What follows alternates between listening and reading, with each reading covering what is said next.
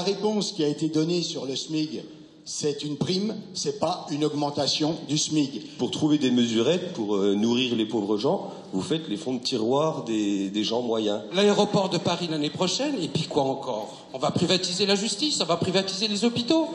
Je ne comprends pas comment vous pouvez vendre nos biens, ce qui rapporte à coup sûr. Les thèmes sont variés, la parole franche et libre, les gilets jaunes exposent leurs doléances. Face à eux, les parlementaires écoutent et tentent de défendre la politique gouvernementale.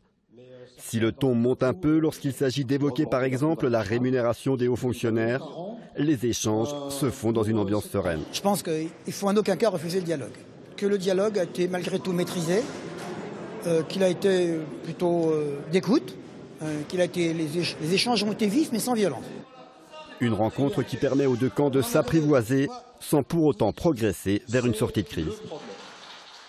Le problème, c'est que des élus viennent, mais qu'ils écoutent les gens.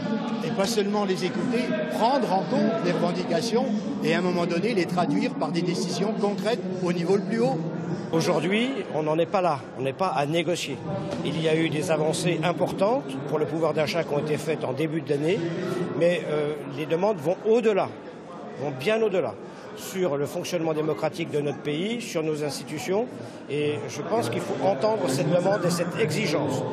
Je crois qu'il est possible de faire vivre et la démocratie représentative et une expression directe de nos citoyens. Les discussions durent près de 2 heures, puis chacun repart avec ses convictions. À Dijon, une nouvelle manifestation est prévue demain après-midi.